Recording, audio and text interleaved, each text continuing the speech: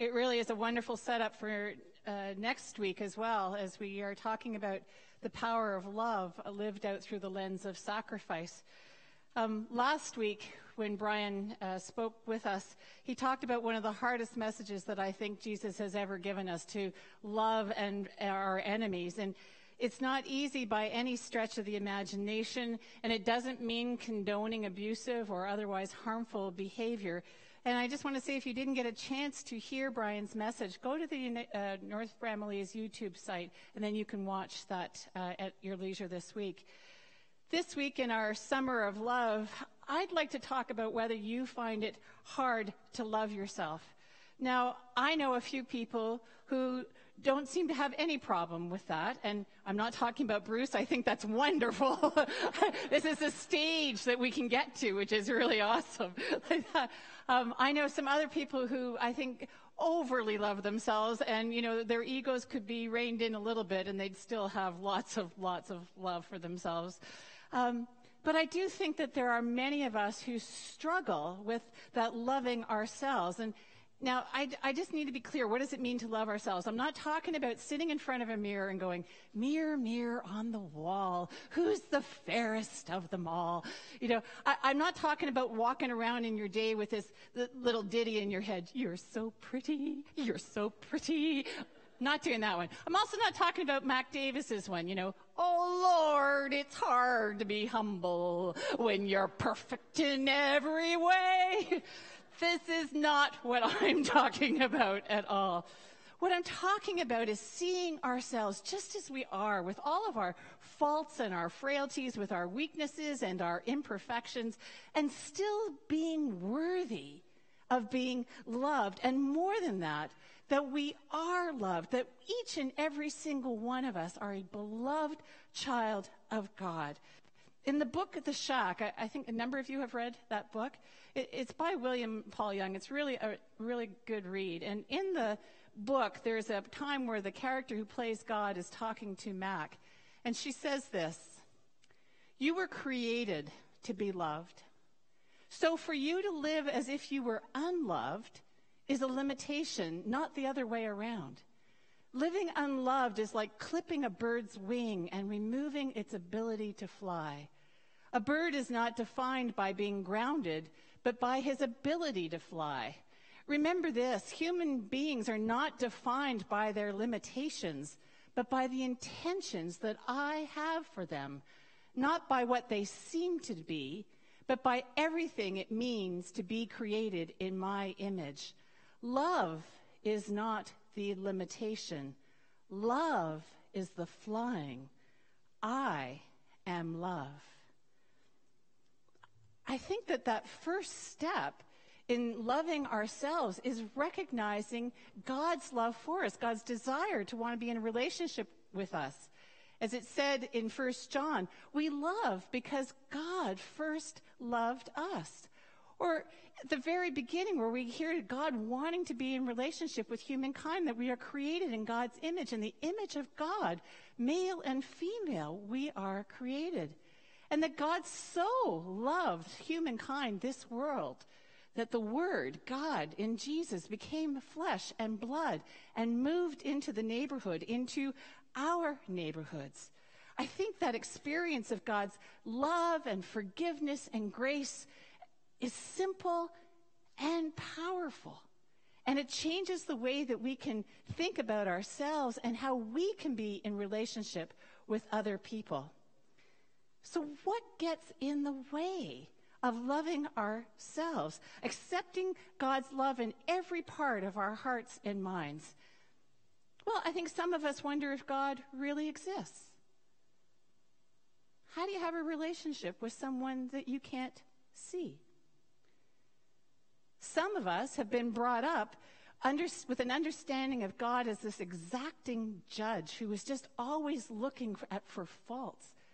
We were told that we would never measure up, and so we felt that we always fell short of God's expectations for us, and so we really tried to just fly under the radar and really hope that God would have nothing to do with us.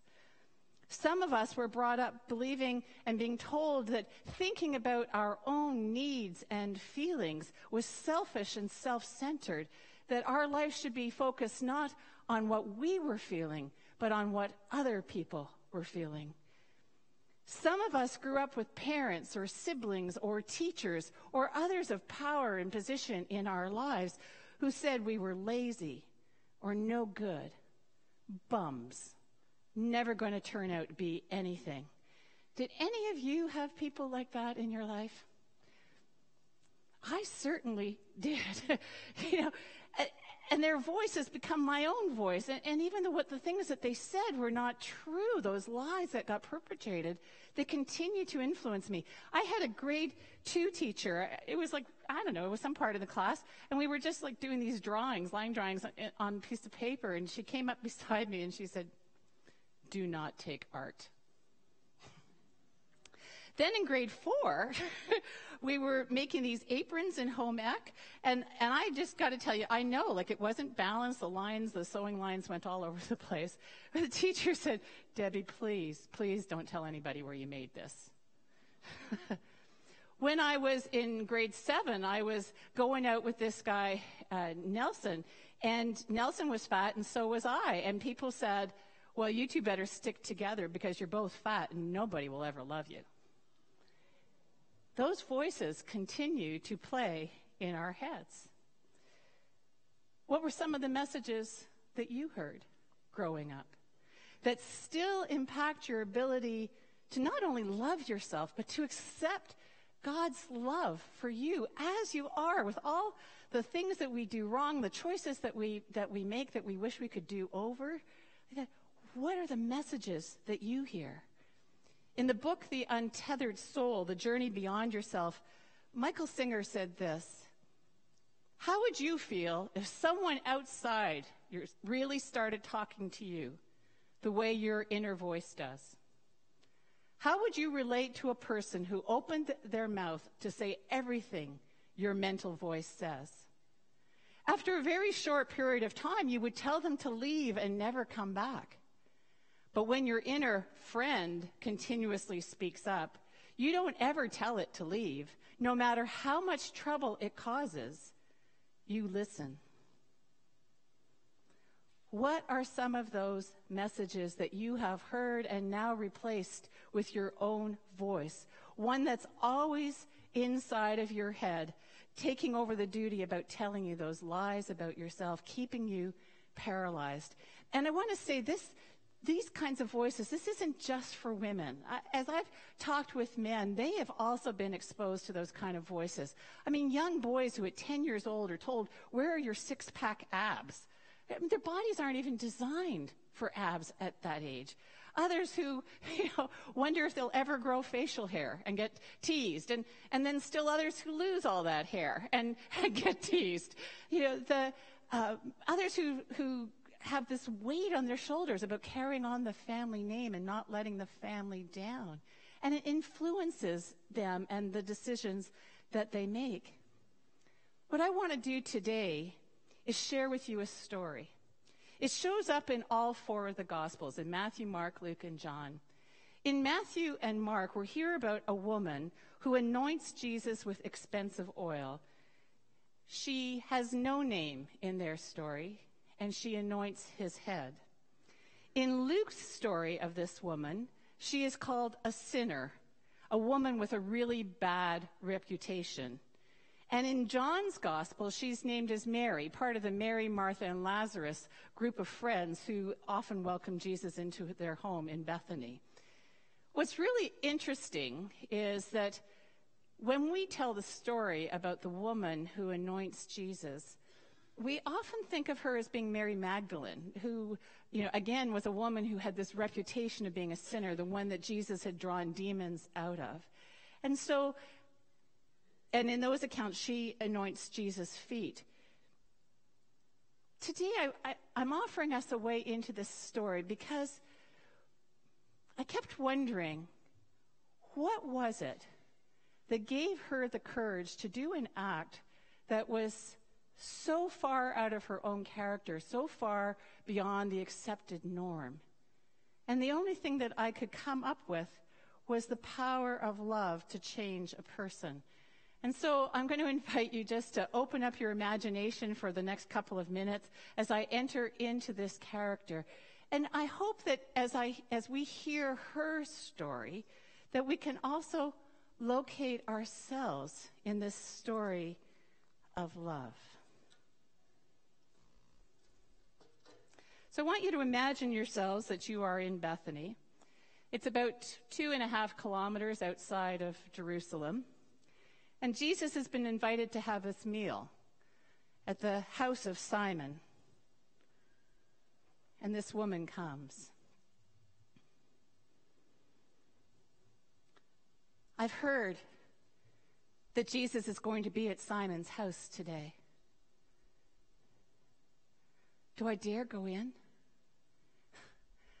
I know that Simon and his friends, they look down on me. They say, once a whore, always a whore.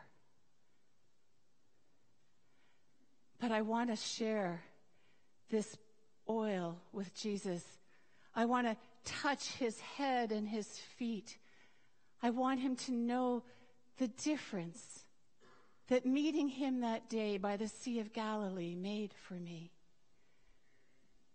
There were so many people that day. They were such crowds, and all of them were looking to Jesus. They thought to have him touch them or to heal them. And the sun was hot and scorching, and people were getting hungry, and they were getting anxious and worried that they wouldn't get a chance to see him as the sun was starting to set through the day. I saw this boy. He was talking to one of the disciples, and it looked like he was giving his lunch that his mother had wrapped for him, some bread and maybe some fish. And I thought to myself, well, that's really nice, but there's no way this is going to feed all these people. But then Jesus and his disciples started coming around, and they kept coming around to all the people, and everybody was being fed, and they were becoming full. And he came towards me. I didn't even look up. I wasn't going to ask for any bread. There were far too many people who were far more hungry, who were far more deserving than I was. But then he stopped right in front of me, and he stayed there, and I couldn't help but look up. And as I did, I saw him look at me with eyes that were so filled with love and compassion. It was almost as if he knew everything about me, that he saw all the things that I had done. And yet there was still love, even understanding, maybe even forgiveness. And he held out this bread to me, and he said, "Take. Eat."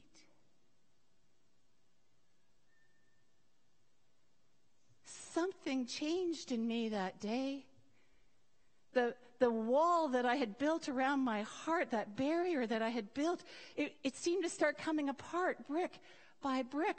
I started looking at other people differently. When I was walking down the street, the people had always walked and changed the sides of the street, and this time, instead of looking at them and hiding and trying to get out of their way, I would look at them and I would smile.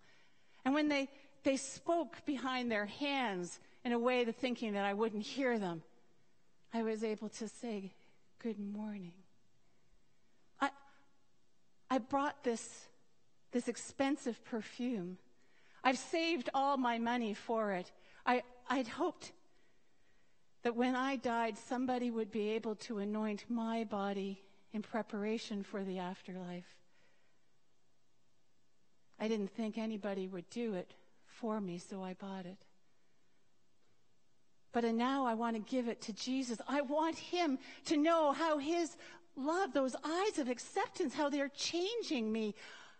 I hear the soldiers and I hear the religious leaders talking about him, and they feel so threatened by him. And I don't understand it, because his love is including all of us. It's including all of them. It's including those of us who thought that we never belonged, that we were at either side of the streets, the other side. And maybe that's it. Maybe it's his love that's breaking down barriers that threatens them when they are so busy with their love, with their force and their laws to build up barriers. I have to go in. I have to go in no matter what they say. I have to tell Jesus the difference his love is making in me, and how that is changing my relationship with other people too. Head held high. Deep breath. I can do this. I know I'm loved.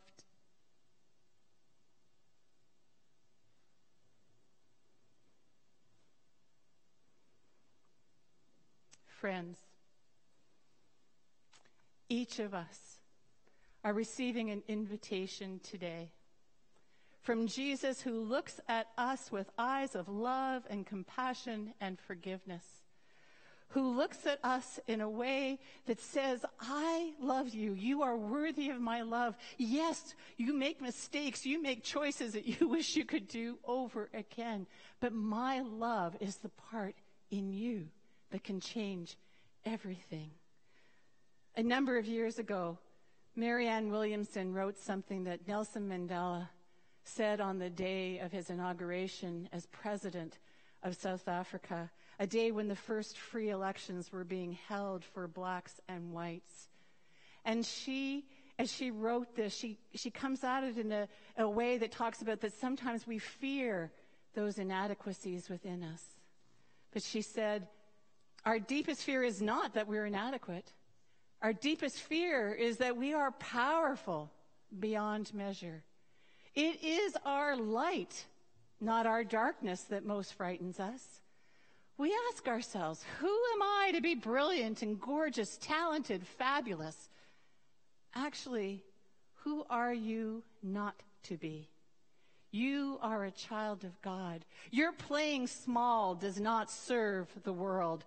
There is nothing enlightened about shrinking so that other people won't feel insecure around you.